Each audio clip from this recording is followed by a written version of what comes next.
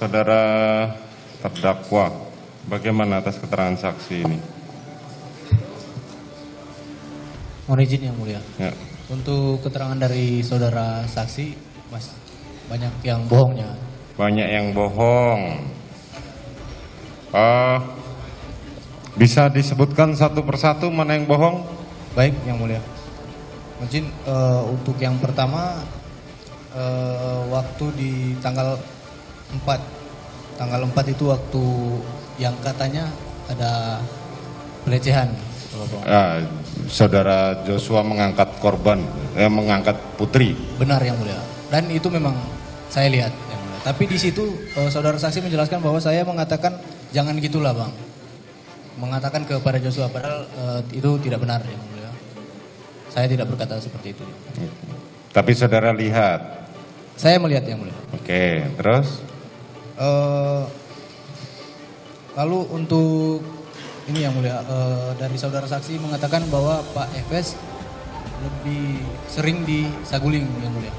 Dan saudara saksi sering menyediakan sarapan pagi untuk saudara Efes. Nah, izin yang mulia saya bisa tanyakan ke saudara saksi, berkenan? Enggak, nanti ada waktunya sendiri saudara bertanya. Ya karena sesuai faktanya saudara Efes ini lebih sering di kediaman di Bangka. Untuk Sabtu Minggu saja baru balik ke Saguling. Ada yang lain? Sama mohon izin yang mulia, pada beberapa waktu lalu, beberapa bulan lalu, saudara Efes itu terpapar COVID-19. Setelah saya kena COVID dan ada beberapa ajudan yang kena COVID, lalu setelah itu saudara Efes kena COVID juga. Nah, dan untuk isolasinya dilaksanakan di kediaman Bangka yang mulia. Setelah saudara Efes kena COVID, setelah itu anaknya yang perempuan yang Mbak Datia itu kena COVID juga. Dan isolasinya juga di Jalan Bangka. Jadi tidak pernah ada isolasi di TKP Duren 3. Dan untuk saudara almarhum, tadi kan saudara saksi mengatakan bahwa saudara almarhum tidak memiliki kamar di Jalan Saguling. Saya ingin membantah yang mulia, karena saudara almarhum memang memiliki kamar di Jalan Saguling. Kamar ajudan itu memang di situ barang-barangnya almarhum semua. Oke. Ada lagi? Dan yang ada lagi yang mulia, untuk senpi laras panjang tadi ditanyakan juga sama jaksa, apakah saudara saksi ini melihat? Karena menurut saya saudara saksi melihat, karena untuk senpi laras panjang kan cukup besar yang mulia. Dan mobil kan kita cuma berempat orang. Oke. Dari Jakarta ke Magelang pasti kelihatan. Dan yang terakhir yang mulia, saya ingin menanggapi tadi dari jaksa tentang masalah baju yang mulia. Mohon izin saya, Pak Jaksa, saya cuma itu nanti aja, baju. itu tidak terlalu penting. Yang satunya kotor. Terima kasih yang mulia. Sebentar, saya cuma cek aja.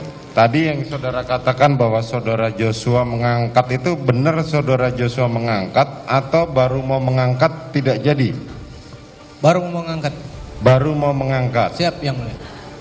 Pada saat itu memang saudara PC sakit atau tiba-tiba dia mengangkat? Saya tidak tahu untuk pada saat itu beliau sakit atau enggaknya. Karena saya pada saat itu saya di samping. Bang Yos datang manggil saya yang mulia. Datang panggil saya, terus saya ke dalam sama almarhum. Di situ almarhum meminta sama saya untuk membantu mengangkat Ibu PC. Tetapi pada saat saya mendekat, saudara PC ini mengelengkan tangan kepada saya. Jadi saya mundur. Saudara memang diminta bantuan oleh korban? Benar ya. Baik, terima kasih. Terdakwa Richard Eliezer menanggapi keterangan dari saksi Ark Ferdi Sambo Susi di persidangan PN Jakarta Selatan pada tanggal 31 Oktober tahun 2022. Eliezer menyatakan keterangan dari saksi Susi banyak yang bohong.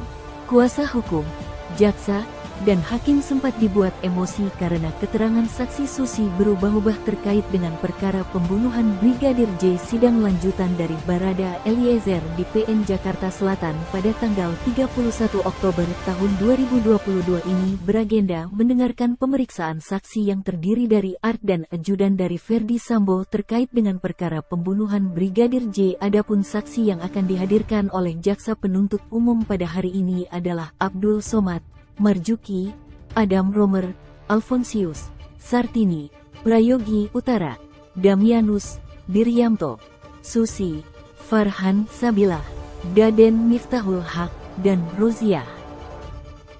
Saudara Susi yang menjadi saksi hari ini dalam pemeriksaan, teman-teman sudah bisa lihat ya, bahwa keterangannya kita beranggapan bahwa keterangannya tidak konsisten, berbelit-belit, dan tadi hakim sudah sampaikan bahwa keterangan ini bisa menjadi keterangan palsu. Maka kami memohon kepada majelis hakim agar khusus untuk saksi Susi dikenakan pasal 174, kemudian dikenakan pasal 242